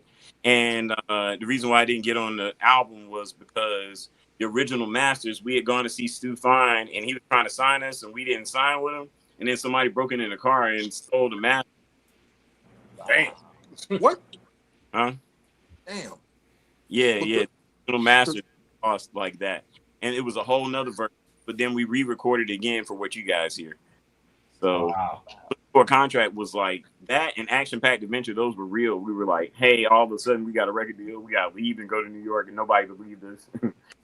It was insane. So those were good times, man. Back then, hip hop was really pure. And like, there's a lot of people who ended up going on to do stuff too in the same area at the same time. But in Raleigh, you gotta understand that in North Carolina, hip hop had gotten to the point of where people weren't necessarily like, it wasn't being pushed. It still was a stalwart in terms of music. Even though New York had radio stations, we would get tapes, and it was everywhere. It was everywhere in a way that it was underground. So we had a underground radio station, WKNC, which played nothing but underground hip hop. Local radio stations didn't play hip hop. So that was a big, big factor. We would have people come on. It wasn't just me; it was other local DJs, and we would have people coming on freestyling all the time. And most of them ended up going to do stuff in the national space. So it was a wild time because it was like totally chaotic, like no premise on what hip hop was supposed to be at the time. It lasted for a long time in Raleigh too. We had a cipher that would be was kind of sparked about around the same kind of radio station, college radio station culture, that every week people just rap out in the at North Carolina State in the middle of like the quad and things like that. So all that still kind of resonates still here today. There's a lot of underground, a lot of freestyle, a lot of like very much some of the things that you probably would have thought like gravitated towards things that were happening in the village back in the days during the 90s. It's still here today, and it's kind of good to be a part of that. Yeah. But whenever they do stuff like that, I try to go out and either participate or be involved somehow.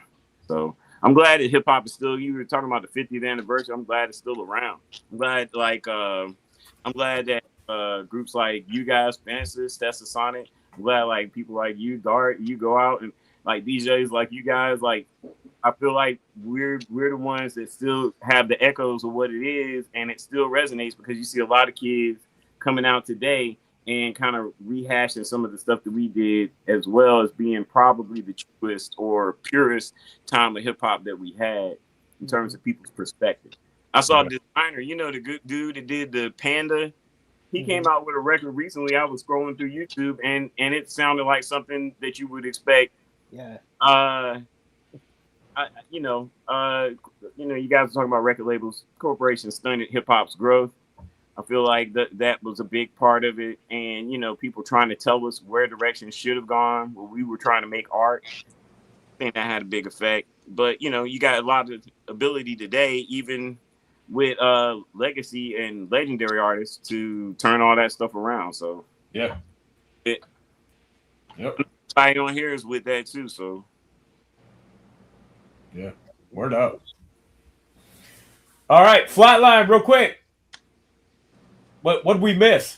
What joints did we miss? I mean, not much. Everything that I wanted to mention was basically mentioned. I would mention Queen Heroine's album. I thought was really dope. Oh shit! Yeah, right. Really good album. Yeah, I mean, again, just props for this masterpiece right here. Thank you, man. I'm telling you, that is something. It is something. Every single time I listen to it, I hear something that I haven't heard before. Every time. Every time. Yeah. Every damn. I didn't even read it. Anyway. Yeah. Shout out to Ultramag for coming back and getting on it. Yeah, you brought me out of retirement. I did. Yeah. Well, listen. Soundwave booked me on his podcast. He was like, "Yeah, where's the I want to book you because your music." I was like, "Dude, I got one song in 20 years."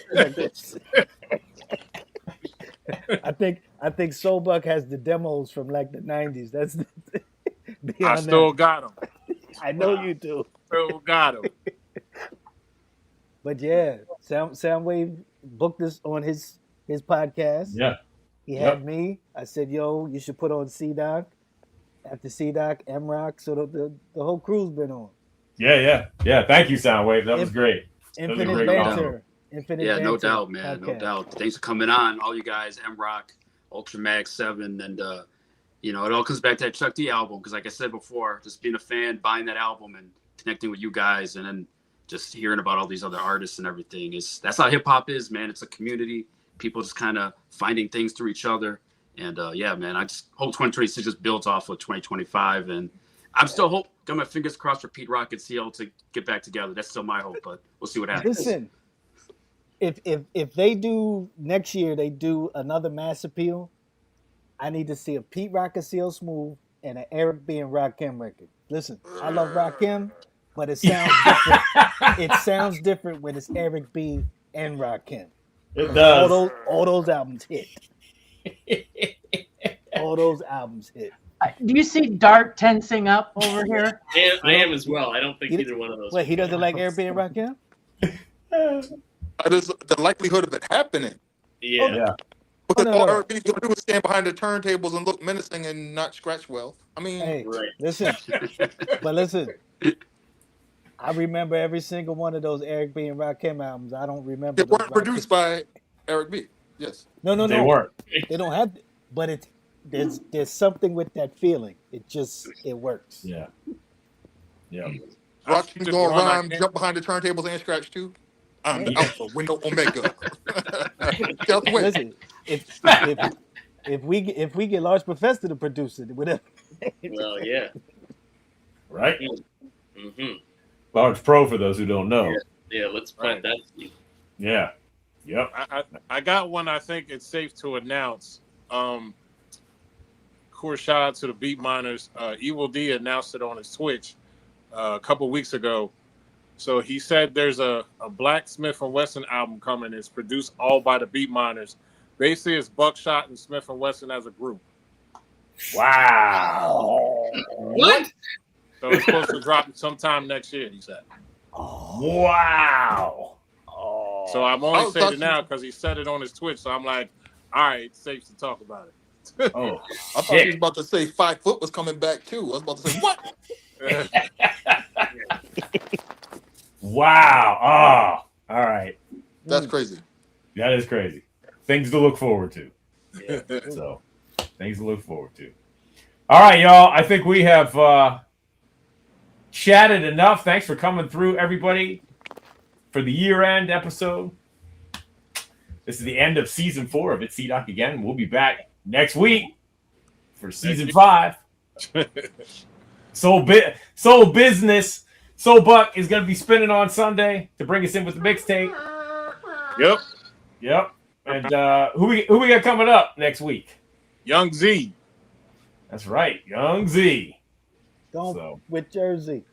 It's all about Jersey on Sunday. That's right. It's going to be dope. So yeah, we'll be back next week. Check out Soul Buck on Sunday with the mixtape, 8 p.m. Eastern Standard Time, right here on Channel 0. Join us next. Say what? Damage? I'm gonna see you guys till next year. Yeah, we will see you next year. And we'll be back next Tuesday, 9 p.m. Eastern Standard Time, right here on Channel 0. Thank you, everybody watching live, everybody watching on the replay. Thank you to my co-host, Flatline. Yes, sir. You're always welcome back. You just let us know. All you guys are always welcome back. Just let us know. I'm not coming back. Yeah, yeah, you will. Come on. You love us too much, Jennifer. So, special thank you, Dart, Damage, Soulbuck, Soundwave, Finsta, Knackwurst, and of course Errol, and Bobby Simmons, who had to bow out and go to his radio show. He was on the air while he was talking to us. So what? And, yeah, I don't know how to say that. That's crazy.